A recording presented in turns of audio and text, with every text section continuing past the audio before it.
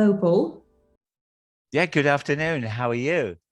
I'm fine. Actually, I was waiting for this episode because this is the first major non-conformity revealed in third-party audit as a top one from the list.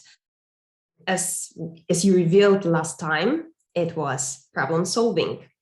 Can you tell us more what is expected here to avoid future non-conformities?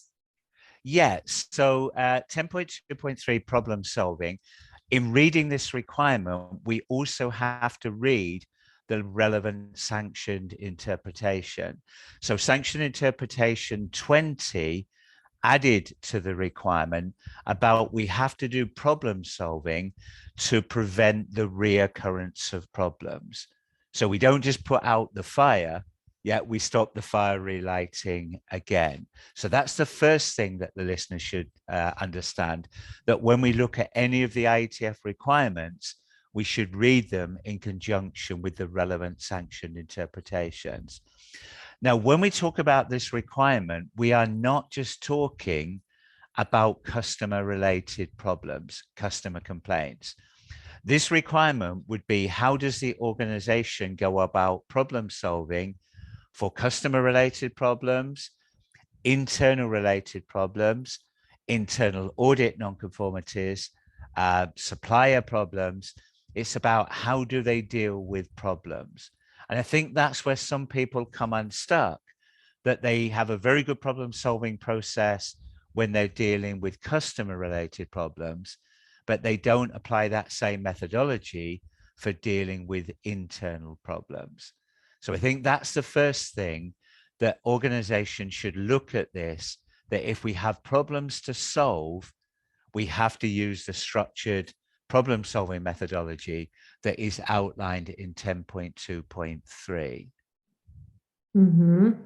Yeah. Also, do you think it might be also a case that problem solving is one of 21 documented processes in the organization quality management system? Do you think that here we could see that people, that organizations are simply forgetting about this documented process? Maybe, yeah. So I don't think there'll be any problem. I think all IATF certified organizations will have a process.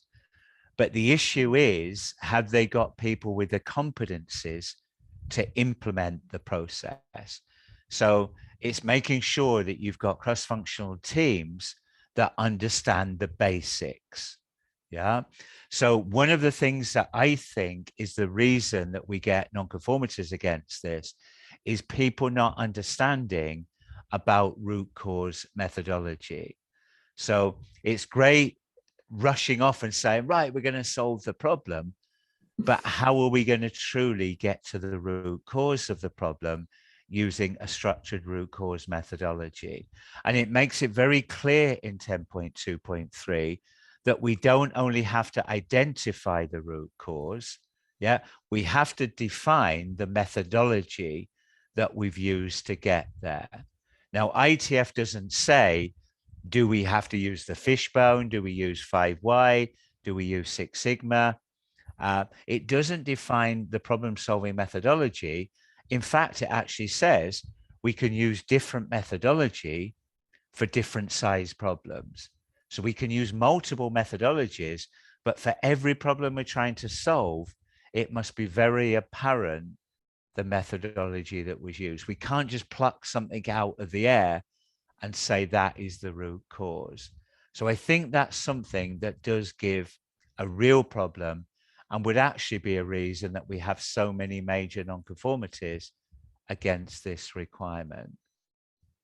Yes, not every problem can be solved with the same method, in fact, yes. No, we have a toolbox and we pull out the relevant problem-solving tool for the relevant problem. The other thing that it makes very clear in 10.2.3 is, as part of the problem-solving process, the organization should go back and review FMEA to say, did we capture the failure mode? Do we need to go back and rescore the occurrence of the problem? Do we need to improve our detection control? So we should at least go back and review the FMEA. It doesn't mean that we have to change it, but there should be evidence as part of problem solving that that includes FMEA. And if we make changes through the FMEA, that also then means that we review the relevant control plan and, if necessary, standardize work. So I think that's another thing that organizations typically don't do very well. And that should be part of the total problem solving process. Yes. Thank you, Paul, for this answer. And let's maybe reveal what will be the next major non-conformity rank as position number 2. Yeah, and this is very linked to the conversations that we've just had. And it is the ISO 9001 requirement about non-conformity and corrective action. So when we have the next conversation, there will be quite a lot of overlap with what we've covered in this discussion. One final thing that some viewers may be aware, that under the non-conformity scheme within the IATF rules, if an organization had on the previous audit a minor non-conformity and they don't address it effectively, and the same problem is found on the next audit, the minor non-conformity goes to a major non-conformity, and a new major non-conformity gets raised against the lack of effectiveness of corrective action. And that can be raised either against 10.2.3, or some auditors would also raise it against 10.2.1. So that could be a reason that we see these two clauses as number 1 and 2. But maybe we can discuss that more in the next video. Yes, let's stop here and let's invite everyone to watch another video. Thank you, Paul, for today. No, thank you.